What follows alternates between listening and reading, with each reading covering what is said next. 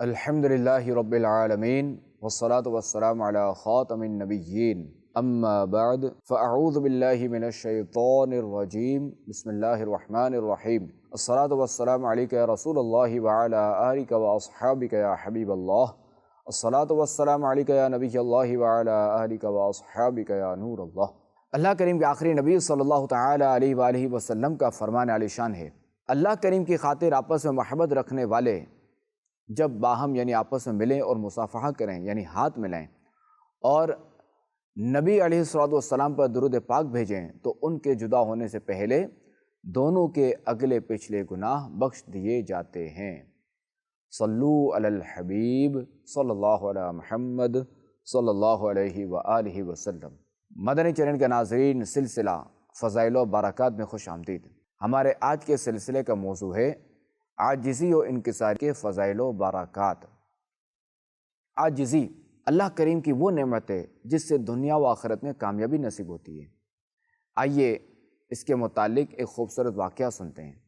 چنانچہ منقول ہے، بادشاہ روم کا بھیجا ہوا ایک اجمی شخص مدینہ منورہ آیا اور لوگوں سے مسلمانوں کے دوسرے خلیفہ حضرت فاروق اعظم رضی اللہ تعالیٰ عنہ کا پتہ پوچھا تو انہوں نے بتایا کہ وہ دوپہر کو شہر سے کچھ دور کھجور کے باغوں میں قیلولہ یعنی آرام کرتے ہوئے تمہیں ملیں گے۔ یہ شخص ڈھونڈتے ڈھونڈتے آپ رضی اللہ تعالیٰ عنہ کے پاس پہنچ گیا اور یہ دیکھا کہ آپ رضی اللہ تعالیٰ عنہ اپنا چمڑے کا درہ اپنے سر کے نیچے رکھ کر زمین پر گہری نیند سو رہے ہیں۔ اس اجمی شخص نے اس ارادے سے تلوار کو نیام سے نکال کر آگے بڑھا کہ مسلمانوں کے دوسرے خلیفہ کو شہید کر کے بھاگ جائے، مگر وہ جیسے ہی آگے بڑھا اچانک اس نے دیکھا کہ دو شیر منہ پھاڑے اس پر حملہ کرنے والے ہیں۔ یہ خوفناک منظر دیکھ کر وہ شخص خوف و دہشت سے چیخ پڑا، جس کی وجہ سے فاروق اعظم رضی اللہ تعالیٰ عنہ بیدار ہو گئے اور دیکھا کہ اجمی شخص ننگی تلوار ہاتھ میں لیے تھر تھر کانپ رہا ہے۔ آپ رضی اللہ تعالیٰ عنہ نے اس کی چیخ اور دہشت کا سبب پوچھا تو اس نے سچ سچ سارا واقعہ بیان کر دیا اور پھر بلند آواز سے کلمہ طیبہ پڑھ کر اسلام لے آیا، اور امیر المؤمنین فاروق اعظم رضی اللہ تعالیٰ عنہ نے اس کے ساتھ نہایت ہی شفقت والا برتاؤ فرما کر اسے معاف فرما دیا۔ مدنی چینل کے ناظرین، مسلمانوں کے دوسرے خلیفہ فاروق اعظم رضی اللہ تعالیٰ عنہ کی شان و عظمت اور عاجزی و انکساری مرحبا۔ مسلمانوں کے خلیفہ اور بادشاہ وقت ہونے کے باوجود عاجزی و انکساری کے ساتھ زمین پر ہی آرام فرما رہے تھے۔ واقعی عاجزی کی بڑی برکتیں ہیں۔ عاجزی کرنے والوں کے لیے فرشتے بلندی کی دعا کرتے ہیں۔ عاجزی کرنے والوں کے لیے خوشخبری ہے۔ عاجزی کرنے والے بروز قیامت ممبروں پر بیٹھے ہوں گے۔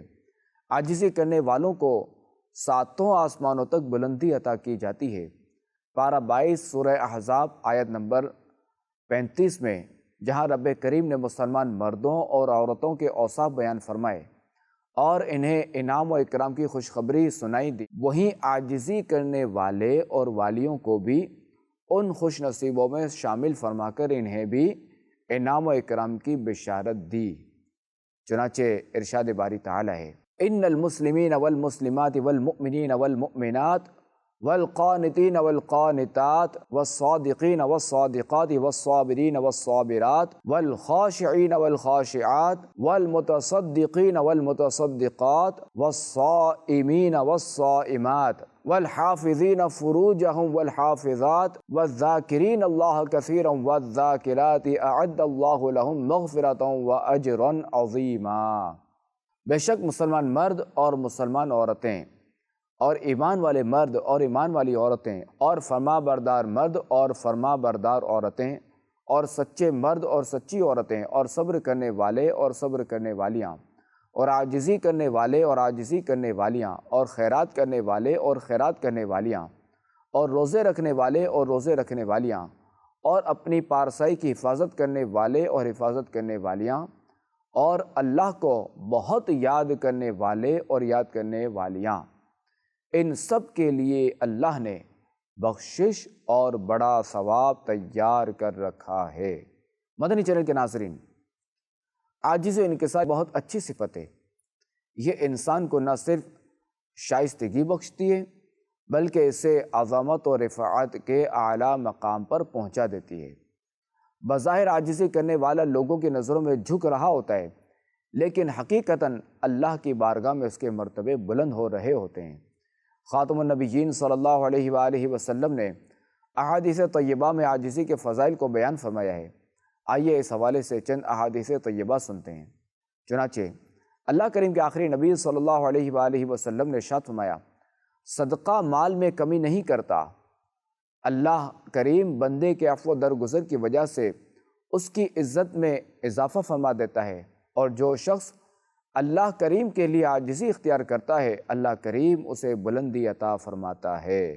خاتم النبیین صلی اللہ علیہ وآلہ وسلم نے ارشاد فرمایا، جو حسین و جمیل اور شریف الاصل ہونے کے باوجود عاجزی کا پیکر ہوگا تو وہ ان لوگوں میں سے ہوگا جنہیں قیامت کے دن اللہ کریم نجات عطا فرمائے گا۔ خاتم النبیین صلی اللہ علیہ وآلہ وسلم نے ارشاد فرمایا، عاجزی اختیار کرو اور مسکینوں کے ساتھ بیٹھا کرو، اللہ کریم کی بارگاہ میں بڑے مرتبے کے حامل بندے بن جاؤ گے اور تکبر سے بھی بری ہو جاؤ گے۔ ام المؤمنین حضرت عائشہ صدیقہ رضی اللہ تعالی عنہ سے روایت ہے کہ اللہ کریم کے آخری نبی صلی اللہ علیہ وآلہ وسلم نے ارشاد فرمایا، اے عائشہ، عاجزی اپناؤ کہ اللہ کریم عاجزی کرنے والوں سے محبت اور تکبر کرنے والوں کو ناپسند فرماتا ہے۔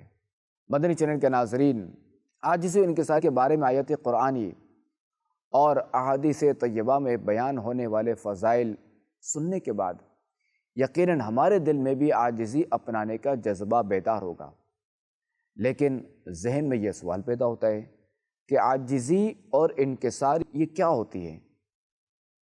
تو آئیے عاجزی اور انکسار کی تعریف بھی سن لیجیے۔ چنانچہ لوگوں کی طبیعتوں اور ان کے مقام و مرتبے کے اعتبار سے ان کے لیے نرمی اختیار کرنا اور اپنے آپ کو حقیر، کمتر اور چھوٹا خیال کرنا عاجزی اور انکسار کہلاتا ہے۔ ہر مسلمان پر لازم ہے کہ وہ اپنے آپ کو تکبر سے بچائے اور عاجزی اور انکسار اختیار کرے، مگر یاد رکھیے کہ عاجزی کے 3 درجے ہیں۔ نمبر 1، اگر عاجزی ایسی ہو جس میں زیادتی کی طرف میلان ہو تو اسے تکبر کہتے ہیں، اور یہ ناجائز و حرام اور جہنم میں لے جانے والا مذموم کام ہے۔ نمبر 2، اگر عاجزی ایسی ہو جس میں کمی کی طرف میلان ہو تو اسے کمینگی و ذلت کہیں گے۔ مثلا کسی عالم دین کے پاس کوئی موچی آئے اور وہ اس کے لیے اپنی جگہ چھوڑ دے اور اسے اپنی جگہ بٹھائے، پھر آگے بڑھ کر اس کے جوتے سیدھے کرے اور پیچھے پیچھے دروازے تک جائے، تو اس عالم نے ذلت و رسوائی کو گلے لگایا کہ یہ ناپسندیدہ بات ہے، بلکہ اللہ کریم کے ہاں اعتدال پسندیدہ ہے، یعنی ہر حقدار کو اس کا حق دیا جائے۔ اس طرح کی عاجزی اپنے ساتھیوں اور ہم پلہ لوگوں کے ساتھ بہتر ہے۔ عام آدمی کے لیے عالم کی طرف سے تواضع اسی قدر ہے کہ جب وہ آ جائے تو کھڑے ہو کر اس کا استقبال کرے، خنداب پیشانی سے گفتگو کرے، اس کے سوال کا جواب دینے میں نرمی برتے، اس کی دعوت قبول کرے، اس کی ضرورت پوری کرنے کی کوشش کرے اور خود کو اس سے بہتر نہ سمجھے بلکہ دوسروں کی نسبت اپنے بارے میں زیادہ خوف رکھے، کسی کو حقارت کی نظر سے نہ دیکھے۔ اگر عاجزی ایسی ہو کہ جس میں میانہ روی ہو، یعنی اپنے ہم پلہ اور کم مرتبہ لوگوں کے ساتھ برابر کی عاجزی کرے، نہ تو خود کو ذلت و کمینگی والی جگہ پر پیش کرے، نہ ہی بلندی کی طرف میلان ہو، تو ایسی عاجزی شرعاً محمود یعنی قابل تعریف، باعث اجر و ثواب اور جنت میں لے جانے والا کام ہے۔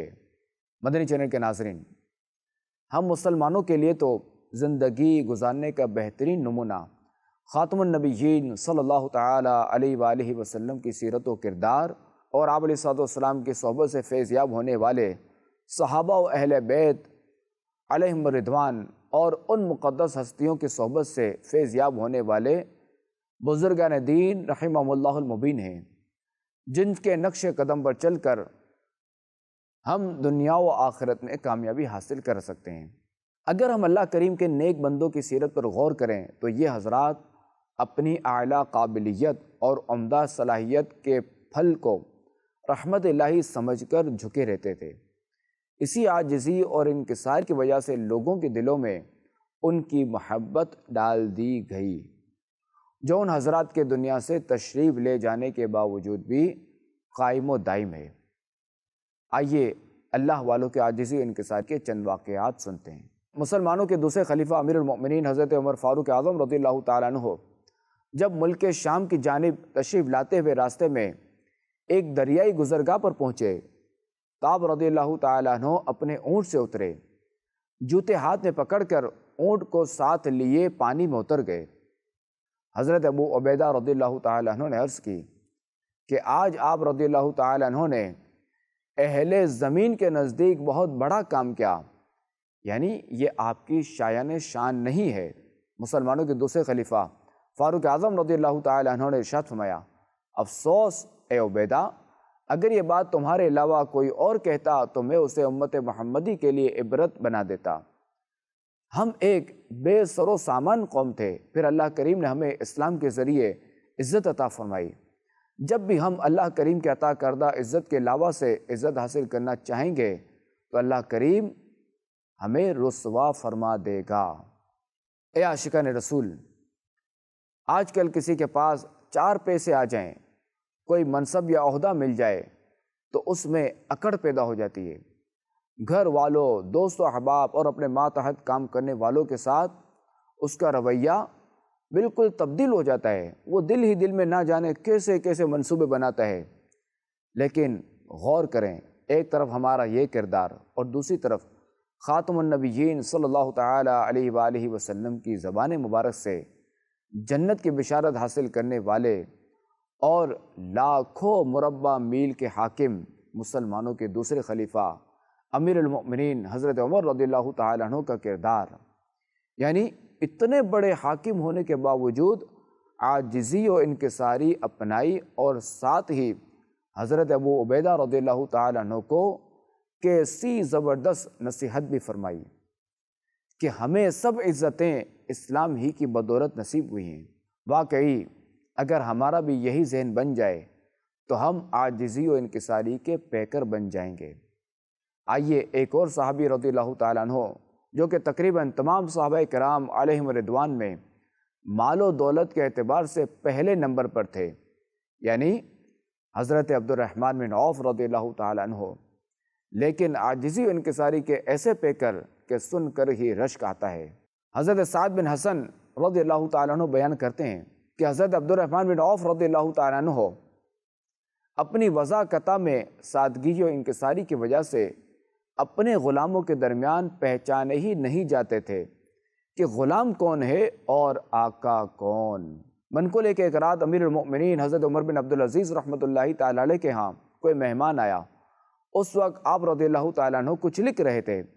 چراغ بجھنے لگا تو مہمان نے عرض کی، میں اٹھ کر ٹھیک کر دیتا ہوں۔ ارشاد فرمایا، یہ بات مہمان کی خاطرداری کے خلاف ہے کہ اس سے خدمت لی جائے۔ اس نے کہا، غلام کو جگا دیتا ہوں، وہ یہ کام کر لے گا۔ فرمایا، وہ ابھی ابھی سویا ہے۔ یہ فرما کر خود اٹھے اور تیل کی کچی لے کر چراغ میں تیل بھرا۔ مہمان نے کہا، اے امیر المؤمنین، آپ یہ کام خود انجام دے رہے ہیں۔ فرمایا، میں جب اس کام کے لیے گیا تب بھی عمر تھا اور جب واپس لوٹا تب بھی عمر ہی ہوں۔ میرے اس کام سے میرے مقام و مرتبے میں کوئی فرق نہیں پڑا، اور لوگوں میں سے بہترین وہ ہے جو اللہ کریم کے ہاں عاجزی کرنے والا ہو۔ اللہ کریم ہمیں عاجزی و انکساری اپنانے کی توفیق عطا فرمائے۔ آمین بجاہ خاتم النبیین صلی اللہ علیہ وآلہ وسلم۔